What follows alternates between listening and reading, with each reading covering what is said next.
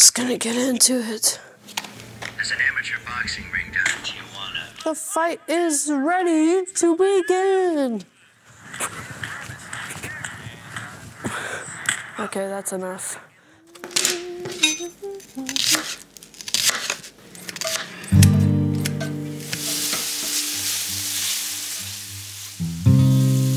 Kind of getting hungry.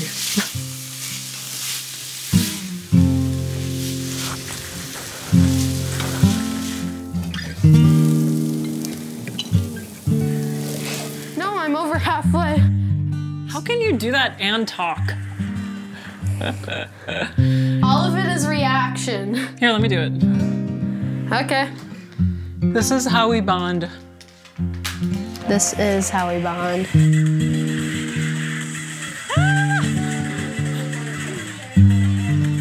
Shoot.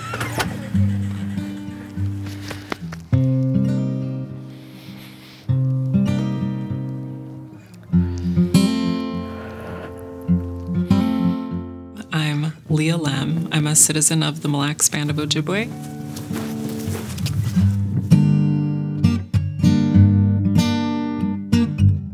There are a lot of ways that I practice my culture, but ricing was never one of them, and I sort of felt bad.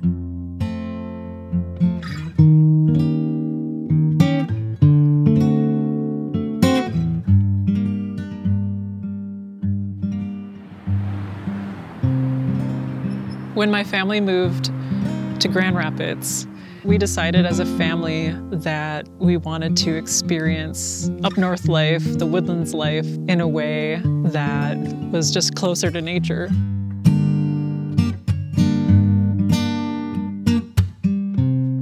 I took a photo of when the grasses were really high, and I sent it to a friend, and he goes, "Oh, the wild rice is looking pretty good." And I was like, "Is that what that is?" So now I know better.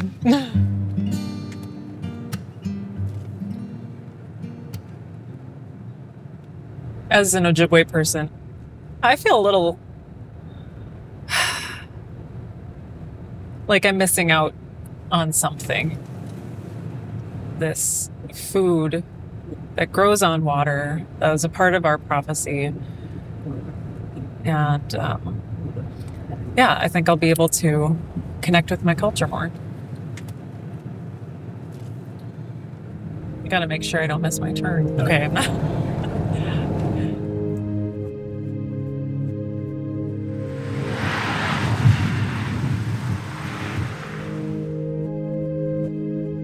I'm the site manager here at the Mille Indian Museum and Trading Post, which is a historic site of the Minnesota Historical Society. And I hear you have quite a few items that explore wild rice. How about we get started? This is our story of how we got to be in this particular place. Wild rice, or Manoomin, is a relative, is a spirit. It's so much more than a food source, though, too. You know, it really does embody who we are, where we come from. I always heard about the Ojibwe migration and how important wild rice, how important Manoomin was to our migration. It was a migration that took hundreds of years across mostly the Great Lakes, and until they got to Mille here in about the mid-1700s. They were told they were supposed to go until they found food growing on the water, and when they got into the northern parts of Wisconsin and into Minnesota, they found that food growing on the water, which is Manoomin, or wild rice. Well, let's go back. I want to make sure to show the crew my dad. The picture of my dad when he was a youngin'. My dad served in the Army as in Vietnam. It's my grandpa, Uncle Al. But yeah, it's my dad, and we are from the Bijou clan, or the Lynx clan.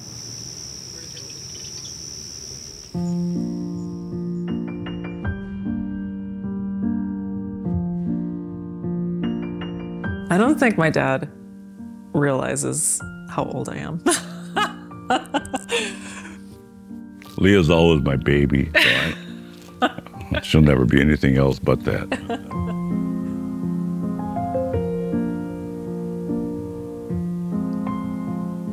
I like the idea that the kids are coming around now to finally discovering or rediscovering the heritage that they have.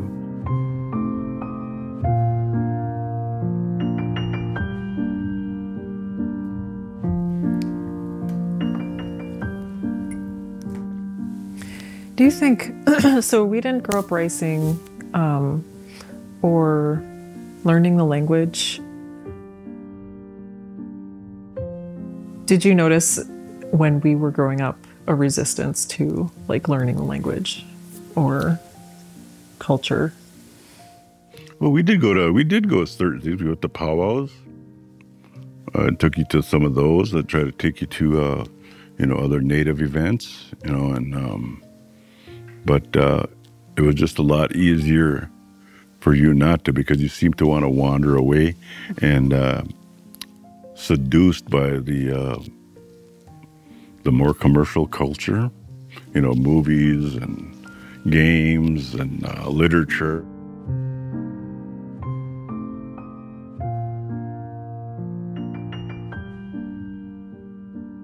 Did you ever think about bringing us out? Well, I was always working. I don't know. Just never had time.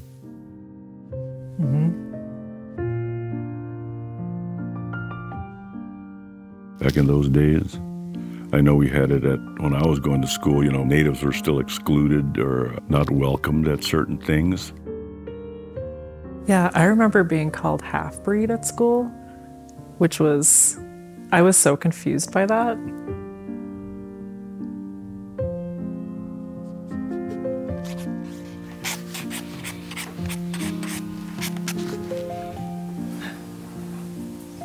The first time I went racing was to take my Aunt Grace out at Onamia Lake.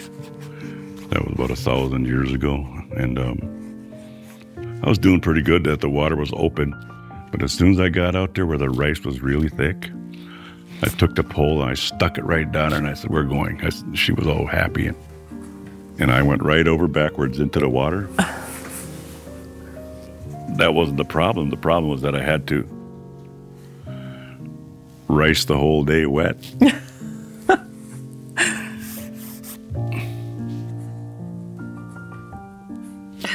There you go. Thank you. That looks amazing.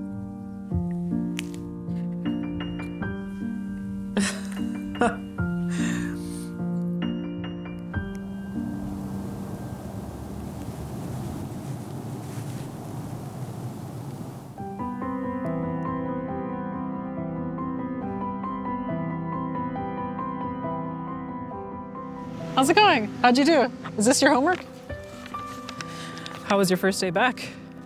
All I did was sleep. I tried to get in as much sleep as possible. In school? In school. I'm sure. 3 digits by 2 digits multiplication. And a word problem. And a word problem. No problem.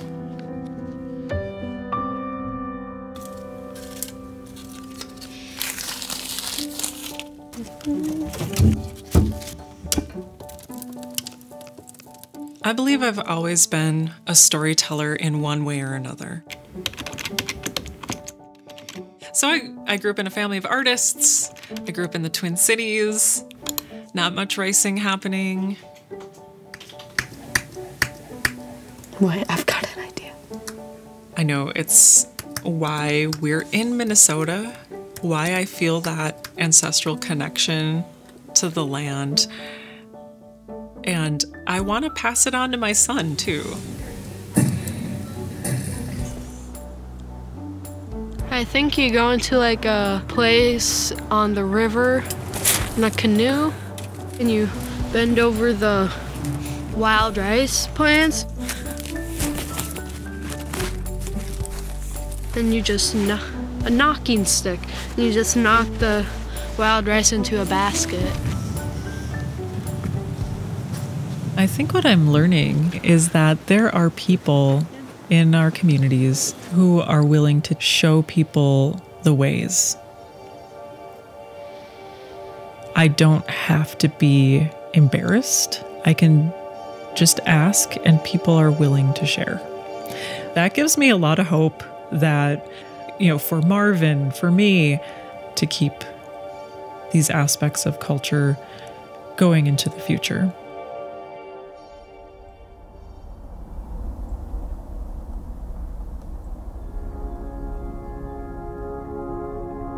Anin, Najake Wasing Indigenous Cause, Magizian Dudame, Mioma. My name is Bradley Harrington. My Ojibwe name is The Star That Shines Alone, and I'm from right here on the Mille Reservation. Is that the dock? That is the dock. Bradley Harrington is a wealth of knowledge. He's a culture keeper. They're already racing up north, though. It's a lot cooler, though. He can help me understand more of what Manoomin means, just even the word Manoomin. This is just one part of a very large system. I learned what wild rice looks like on the blade of grass, but to actually see it and to touch it is a world of difference.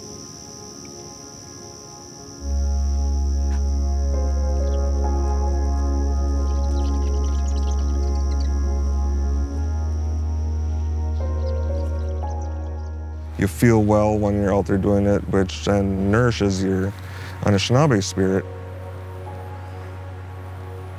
I don't feel the need to use drugs anymore to feel good. I don't feel the need to get into any addiction to escape a life.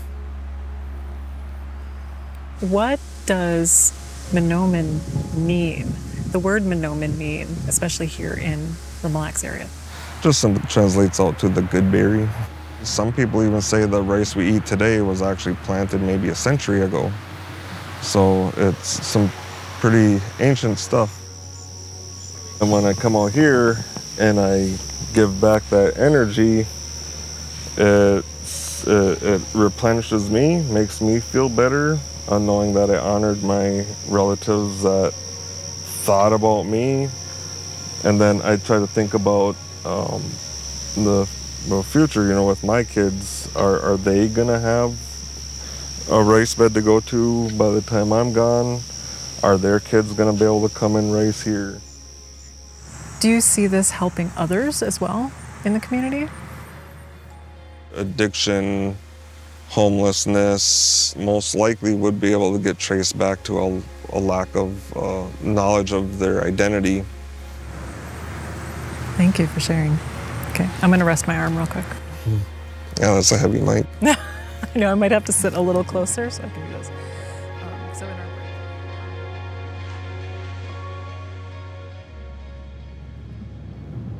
break. Wild rice is almost like a thermometer. And if our wild rice is suffering, we're suffering.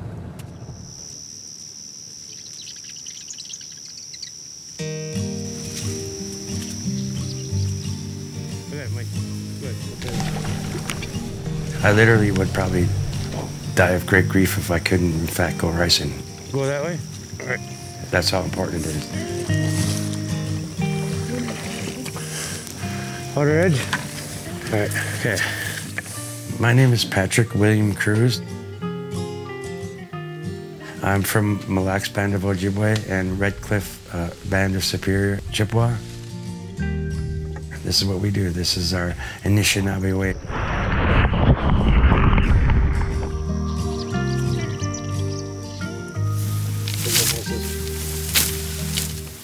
Pat is really passionate about sharing ricing and making sure the tradition is passed on to other Native people. He wants to make sure that the ways aren't lost. We ask nature forgive us for taking what we need to survive, and we say miigwech for providing for us.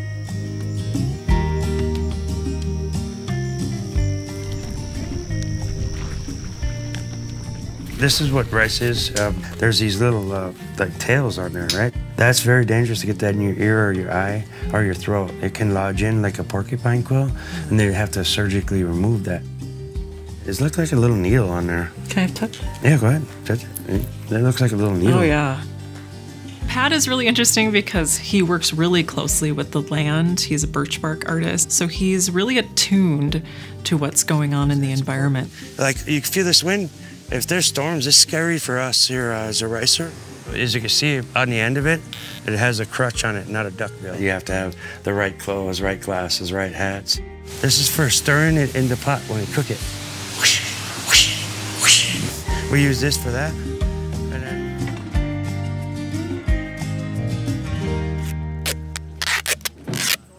So I'm wrapping up my wrists and my ankles to keep all the bugs out.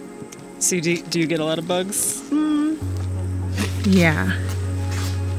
Should be good right there. What does ricing mean to you? To me, ricing is who I am as a person. It feeds my mind, body, spirit. Like I grew up knowing this way of life. All right, let's go put tobacco in the water. Come on up Got here. the tobacco. Big Rich, give some to the cameraman too. Ben. All right, be careful. The dock ain't the greatest. Big Rich, Manoomin, Big Rich. All right, all right. Get in the water. Yeah, that's good. All right. Yeah. Say what? Manoomin. Manoomin. Excellent. It took about 100. We are about to go racing, and I have these knockers here. I'm gonna try to scoop over the grass and then get the rice off and into the canoe and do it very gracefully without falling in. Go up that river all the way to the road and come back. Done by noon. I'm most worried about dumping rice out, which I think would be the worst thing. Hopefully if I do fall in, it's just me. I'm willing to sacrifice myself so the rice doesn't go in. Got my hat, got my glasses, got duct tape everywhere. Gotta get my sea legs.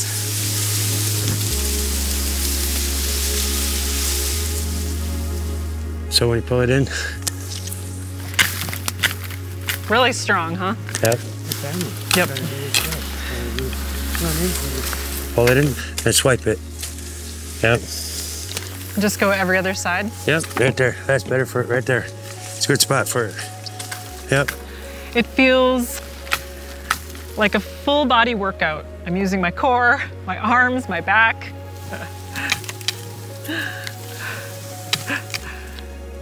There's a slight amount of shame I'd feel not practicing my culture in this way before. No, I don't know how to say this right. It feels really natural to be out here. It doesn't feel like new or foreign. It feels like there's memory here. Almost like a deja vu, but through your ancestors. That's good. I got there.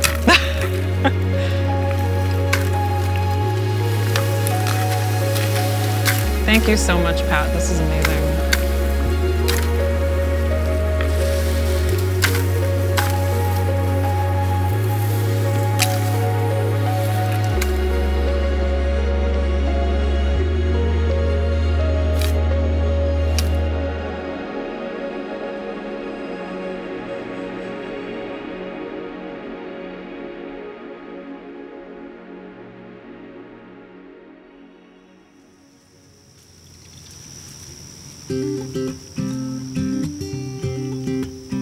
It's a beautiful clear day and the lake is blue and the rice smells good.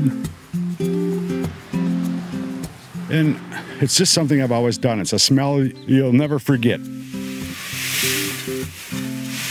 You miss that smell. Well, I felt, as somebody who hasn't riced before and as a tribal citizen, almost like a a motivation to use my tribal ID to go racing. Well, maybe it's part of a reverse idea of conquering the Old West, where you'd say, I'm a tribal member, I'm still here, we're not all dead, we're still doing what we used to do hundreds of years ago. And that's a good feeling to know. I think the biggest hurdle right now for everybody is processing. You don't have many plants that'll process, and that's where we come in. It's possible and it's achievable. You just take your time doing it. Our elders are fewer and fewer these days, and less people are knowing how to do this. Ricing, a lot of people my age don't like coming out here and doing stuff like this anymore, so. See, if it's still popping when I'm stirring it, that means my fire is too hot. It's been a privilege to kind of watch some masters at work. A very small percentage of Native people are harvesting rice. It's a blessing, you know, because it's not just for us, it's for everyone. I don't see many people that is going to keep it alive. And so that's what we're doing here today, just keeping that culture and that tradition alive and enjoying the rewards of it, which is a great meal every time.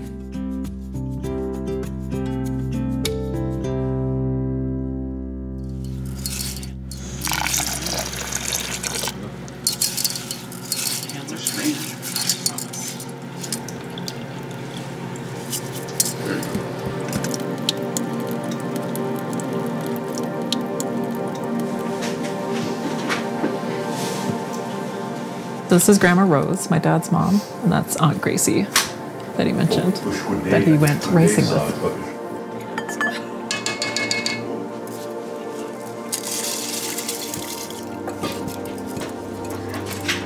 Don't want to waste any.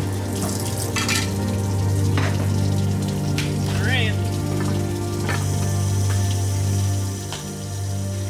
I can't tell you how much I was nervous about trying to wild rice. I thought I was gonna be this like city girl,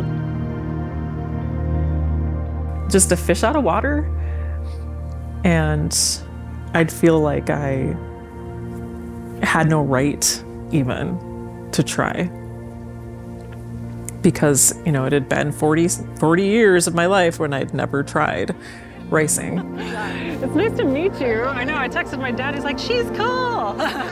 But the graciousness that I experienced from the folks who taught me, and the eagerness to share their knowledge, it just made me feel like I belonged and that I was welcomed. This is just one part of a very large system. They got water coming in. The richness of the old ways that everybody's trying to seek now. It's like the butter on the bread, you know. It's just something like that you just fall into and seek out things like that.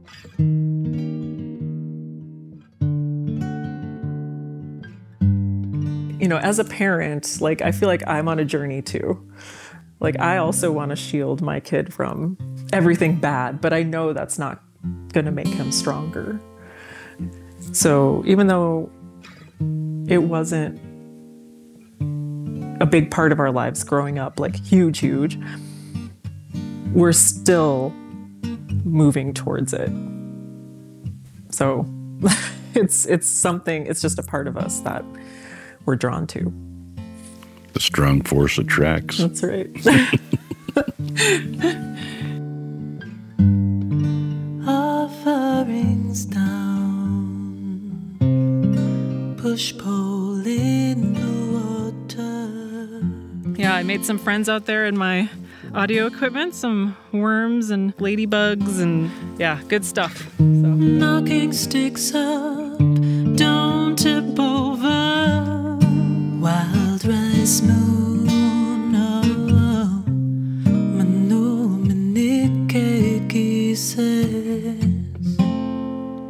We praise, we praise, we praise, we praise, we praise the Spirit swaying slowly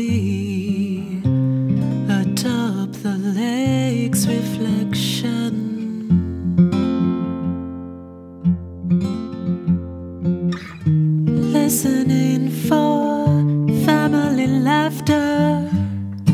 Wild rice moona, Manoomin kisses. Bye, Dad.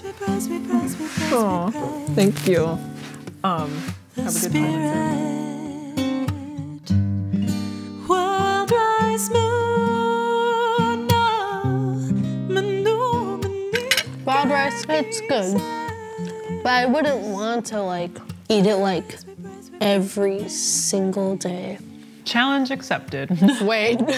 I might actually want a second helping of wild rice.